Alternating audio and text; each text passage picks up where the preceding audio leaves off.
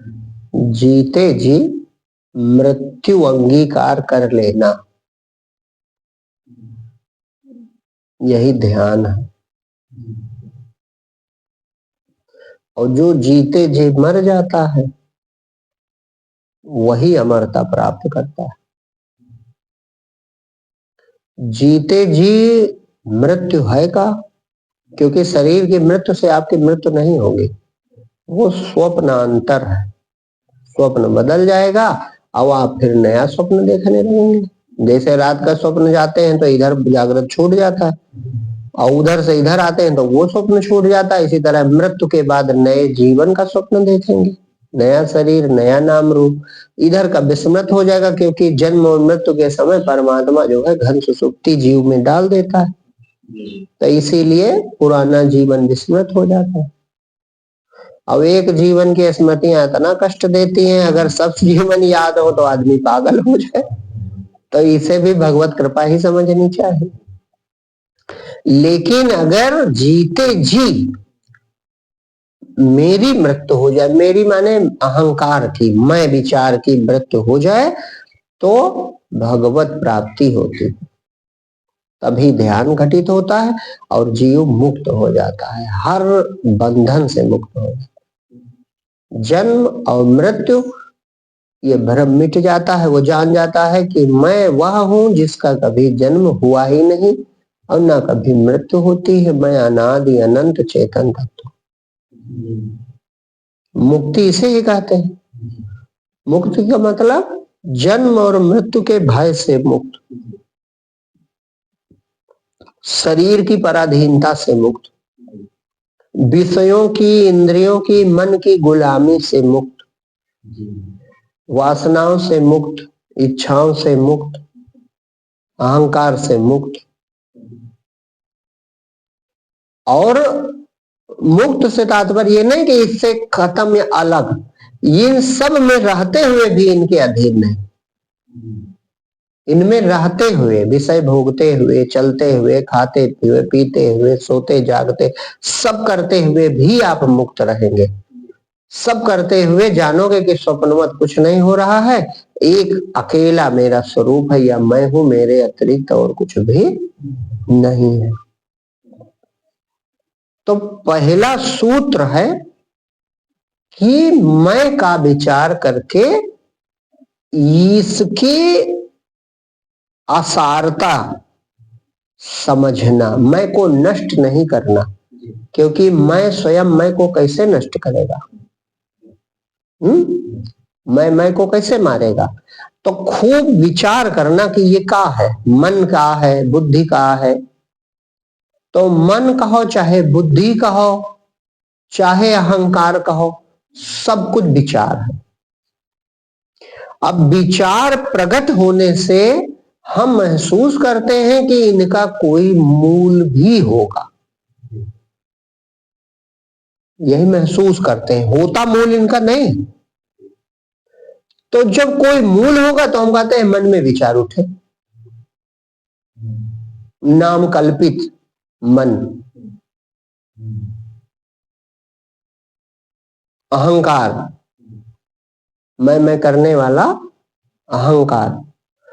सच्चाई यह है कि ये चेतना में एक अभूतपूर्व शक्ति है, एक अद्भुत कहो, अभूतपूर्व अद्भुत शक्ति है। यही जो अहंकार बन जाता है, जीव जो बन जाता है, ये परमात्मा की अद्भुत शक्ति है। ये परिच्छिन्न अपने को शरीर मान रहा है। तो कैसे बना है, कैसे मिटेगा, इस चक्कर में ना पड़ करके केवल मूल बात, आपकी हर समस्या आपकी है, मैं की। तो समस्या का हल ना करो, शंका का समाधान ना करो, प्रश्नों का निवारण ना करो, प्रश्नोत्तरी बंद करो। केवल एक काम करो कि ये मैं जो है ये क्या है, मैं क्या हूं, मैं किस लोक से आया हूं, मेरी क्या सत्ता है, मैं क्यों परमात्मा पाना चाहता हूं, मैं दुखी क्यों हूं, मुझे क्या चाहिए। तो विचार करोगे जब, आखिर ये कौन है मैं, मैं कौन हूं। तो जब विचार करोगे सूक्ष्मता से अपनी तरफ, तो धीरे धीरे मैं का अनुभव तो हो ही रहा है। कि नहीं हो रहा। अब आप एक विवेक लगाओ कि मैं का अनुभव करने के लिए, या मैं कहता हूं मैं को देखो, तो मैं को देखने के लिए आप किस इंद्री का प्रयोग करते हैं? मैं एक अनुभव है, एक अनुभूति, एक चैतन्यता का अनुभव हो रहा है कि मैं हूं। तो अब बहुत बारीकी से समझो, जो हम बता रहे हैं सूत्र है, मैं की जो अनुभूति हो रही है वो आत्मा की अनुभूति, वो आत्मा ही। और जब शरीर और संसार से ये जो बहिर्मुखता है, ये विचार है। अहंकार जो है विचार मात्र है। जिस समय तुम कोई विचार नहीं करते उस समय केवल परमात्मा है।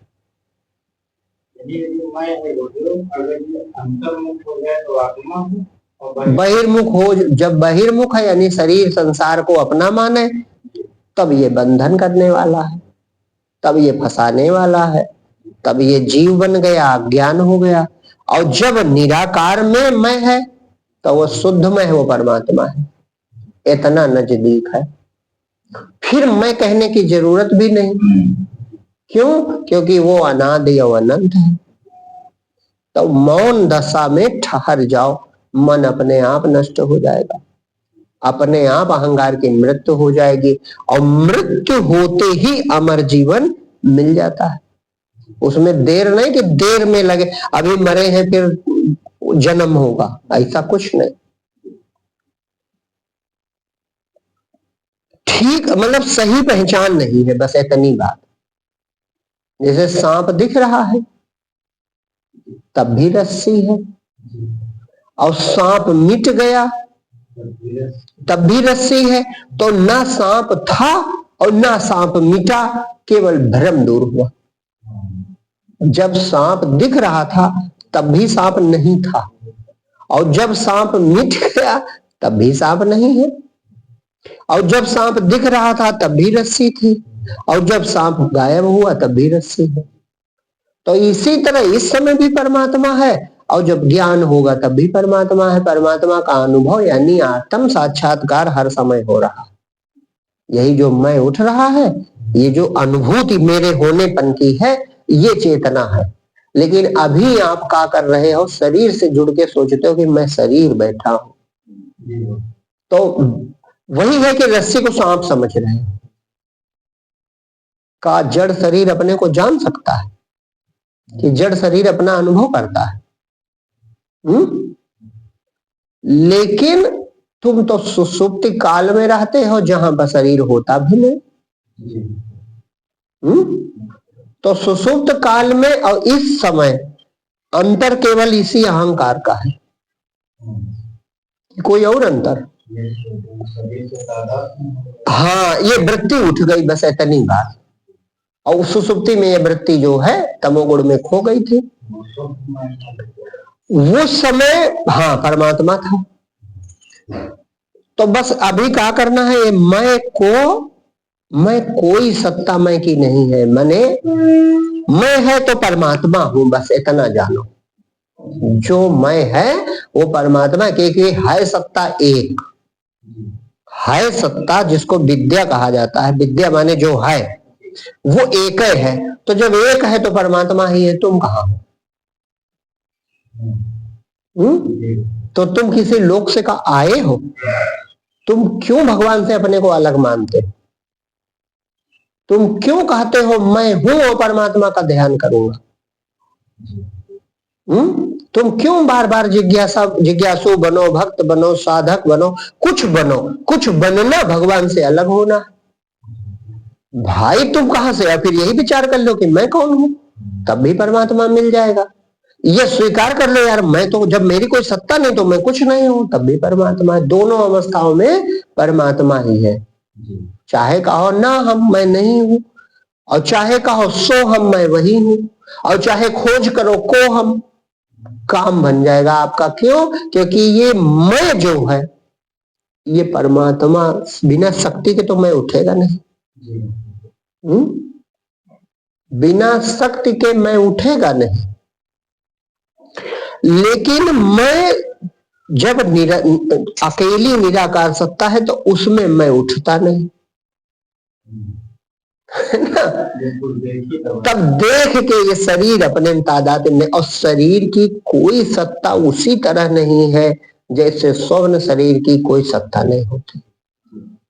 ये बोध की अवस्था का अनुभव है। जिसको बोध होता है महात्माओं संतों को, वो ये रहस्य जान जाते हैं। उस समय शरीर गल जाता है, शरीर और संसार सब एक रस चेतना अनुभव होने लगते। ये कहने में तुम सोचते हो कि ऐसा होता होगा, ये बचते नहीं। जैसे स्वप्न कहाँ था, कहाँ चला गया, कहाँ से प्रगटा था, कहाँ चला गया, बस इसी तरह ये गायब हो जाता है और अपना होनापन बच जाता है। वो इस आकाश में नहीं है, इस शरीर में नहीं है। इस समय भी तुम इस शरीर और संसार में नहीं, ये सब तुम में भ्रम हो रहा है। तुम्हारे आधार से ये सब है।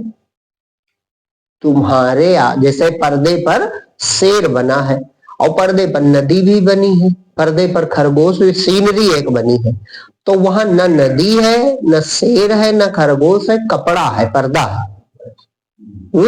इसी तरह चेतना मात्र है और उसी में हम दृश्यों में फंस गए, अपने को भी दृश्य मान बैठे, इसीलिए हम दौड़े दौड़े घूम रहे हैं। और हम दौड़ भी नहीं सकते, हम तो सर्वव्यापी हैं।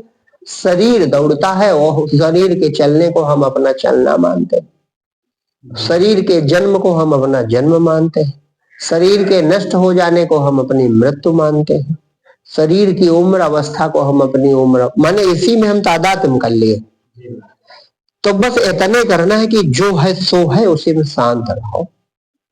हाँ, आत्म भाव से रहो कि आत्मा ही है और कुछ भी नहीं।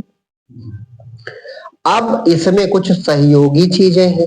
ये तो मूल बात हमने बता दी, अंतिम बात यही है। सहयोगी ये है कि जो संसार की इच्छाएं करेगा वो इस ज्ञान को नहीं पचा सकता।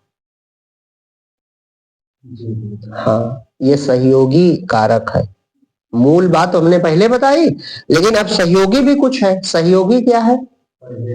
हाँ, जैसे पथ्य का है, तो यही है कि संसार की इच्छाएं, संसार की वासनाएं संसार को सत्य करती हैं।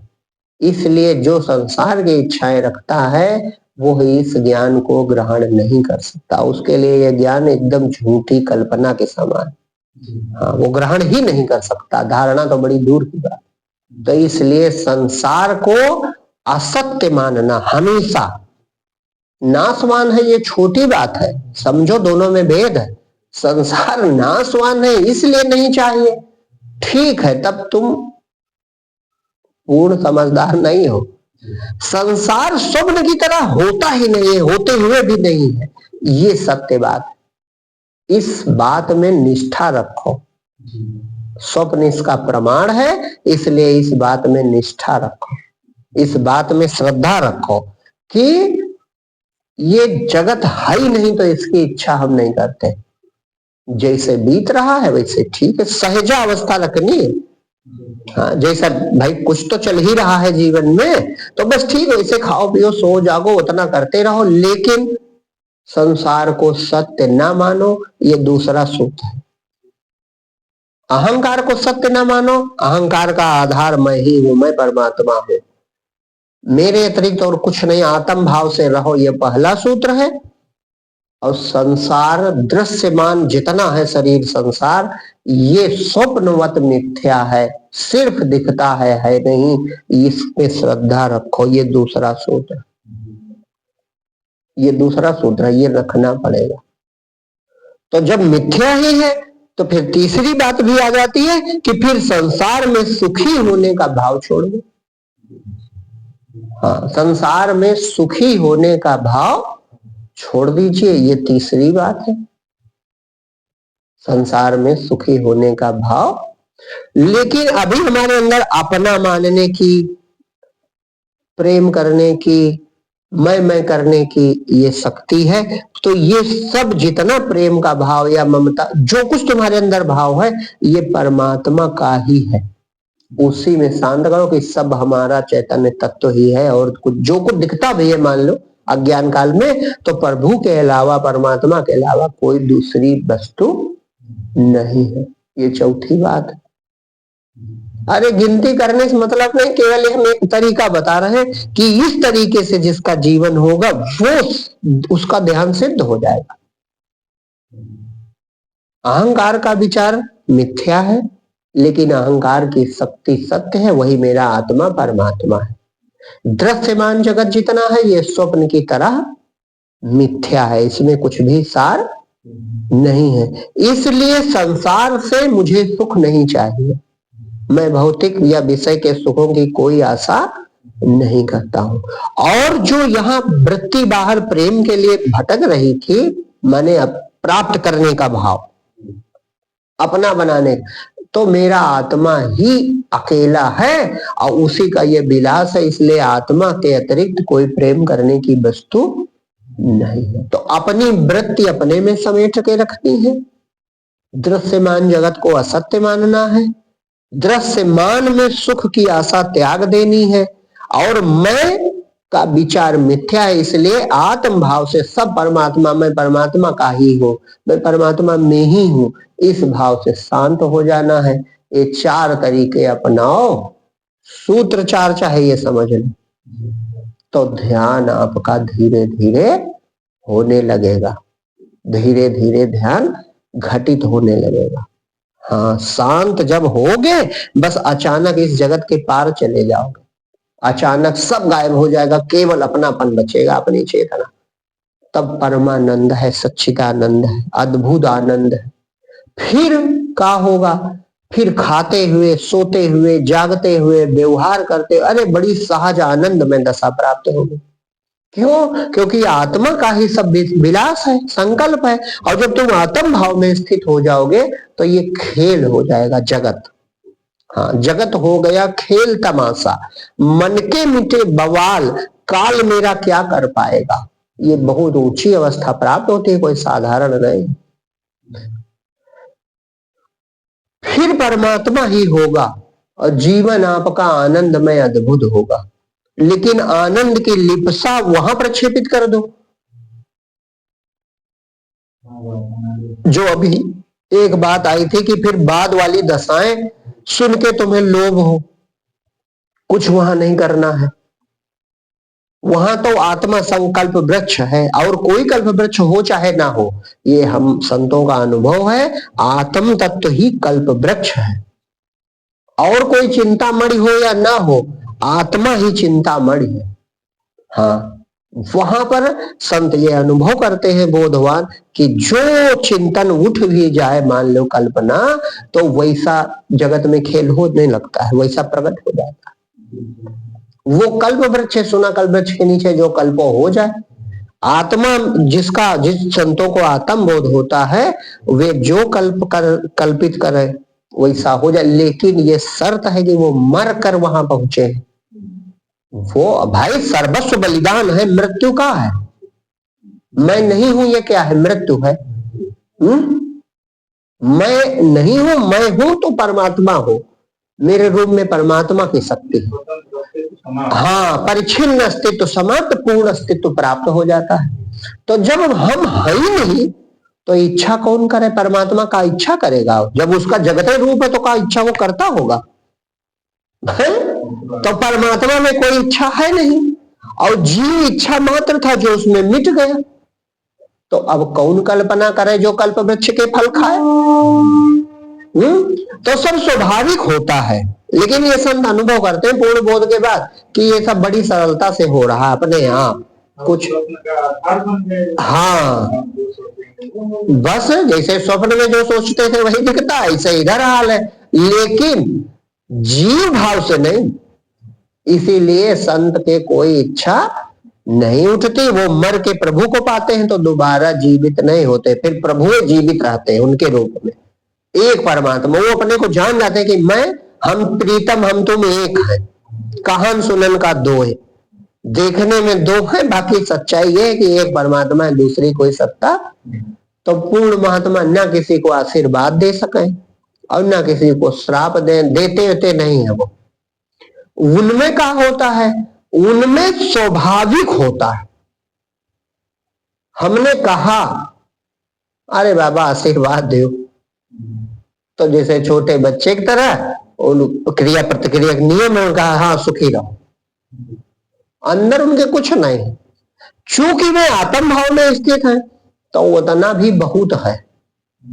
हाँ, वो महिमा परमात्मा की है, वो न हम जाने न तुम। लेकिन अब तुम ये भी लोभ आ जाए कि हम जब आत्म बोध हो जाएगा तो ऐसे हो जाएंगे, तो ये भी अज्ञान है, वासना बची है। तुमको केवल मर के रहना, हाँ तुमको अहंकार मिटा के रहना है, बस तुम्हें परमात्मा की भक्ति प्राप्त हो जाएगी। परमानंद अंदर ही तुम्हें जो अमृत पान करोगे वो बड़ा अनोखा होगा, आनंदमय जीवन होगा। और प्रभु की मर्जी फिर जैसी होगी वैसा होगा, आगे की कोई सोच नहीं। ये हम जो आगे लक्षण बता रहे हैं संतों में होता है। हाँ, जिन संतों में पूर्णता होती है उनमें यह प्रभाव देखा गया कि वे जैसा सोच लेते हैं वैसा प्रकृति बाहर करने लगती है, क्योंकि वो परमात्मा रूप ही हो जाते। तो ये बहुत ऊंची दशा है। लेकिन अब यह भी सुन करके हम यही सोचें, तब भी वासना, हम तो कमी है ना हमारे अंदर। भाई जगत में कुछ भी करना, ये जगत को प्रभावित करना, ये जितनी सिद्धियां हैं ये परमात्मा तक क्यों नहीं ले जाती? क्योंकि सब मन का खेल है। आप किसी को प्रभावित करना, किसी को अपने बस में कर लेना, भोग प्राप्त करना, मुकदमा जीत जाना, ये सब जितनी सिद्धियां हैं जगत की, तो सब सिद्धि मन में होती है। तो मन जगत है, तो जगत के बाहर कैसे ले जाएंगे? इसीलिए सिद्धियां बंधन ही कर सकती हैं, आपको मुक्त नहीं कर सकती। इसीलिए संत हमेशा इससे दूर रहने की बात करते हैं। बड़ी तपस्या से सिद्धि मिलेगी और वो जगत की ही है। भाई जो चीज मन से जानी जा सकती है, बुद्धि से जानी जा सकती है, दूसरे को दिखाई जा सकती है, दूसरे को प्रभावित, वो जगत है, वो माया है, वो झूठ है, स्वप्न है। स्वप्न में खेल कर रहे हो तो क्या स्वप्न के पार परमात्मा मिलेगा?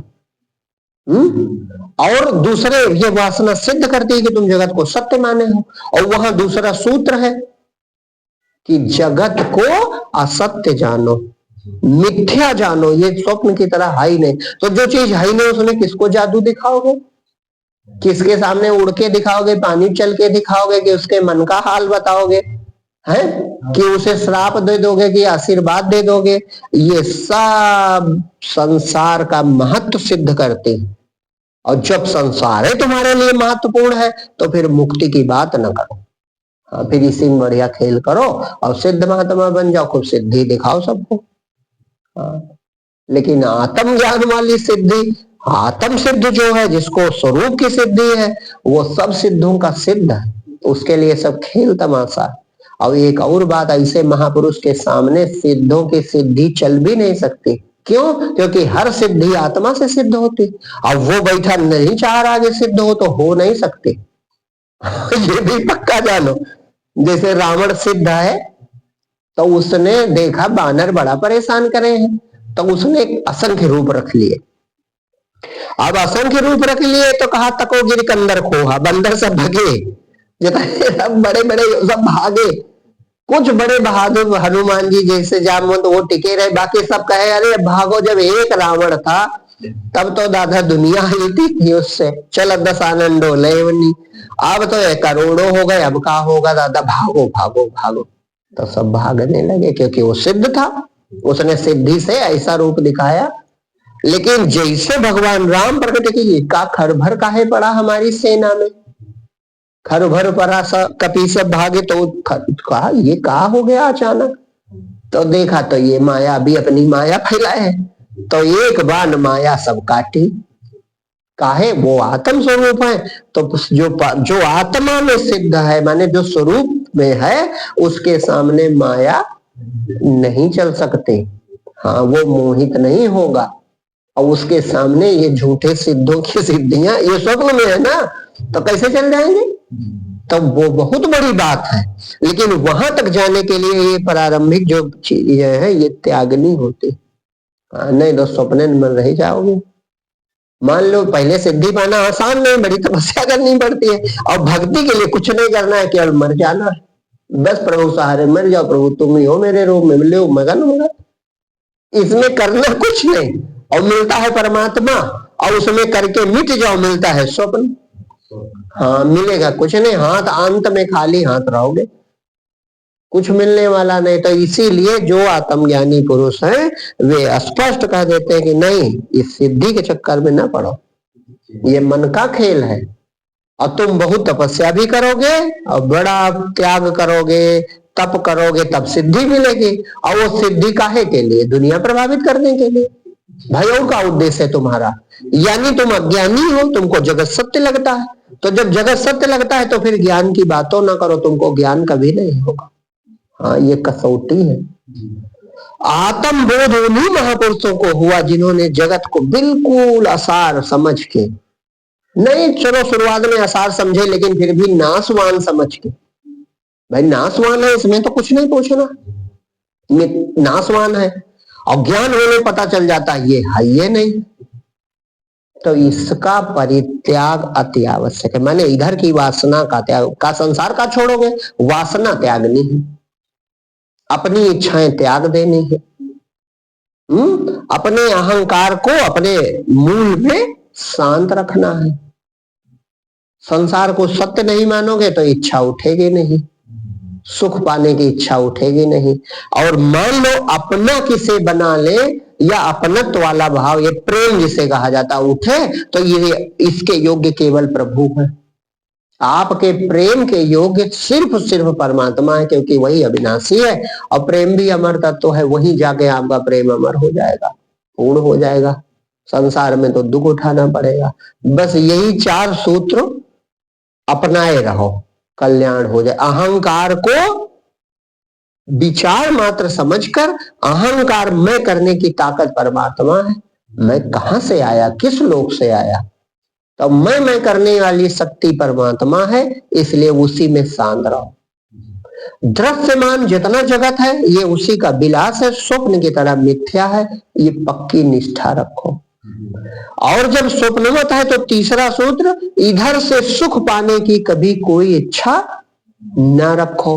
और चौथी चीज, फिर भी आपके अंदर कुछ पाने की, देखने की, करने की इच्छा उठे, वो सब कुछ परमात्मा को सौंप दो कि प्रभु पाना है तो आपको, देखना है तो आपको, अपना बनाना है तो आपको, डूब जाना है तो आप में। बस ये 4 सूत्र अपनाओ तो पक्का है आपको आत्मबोध हो जाएगा।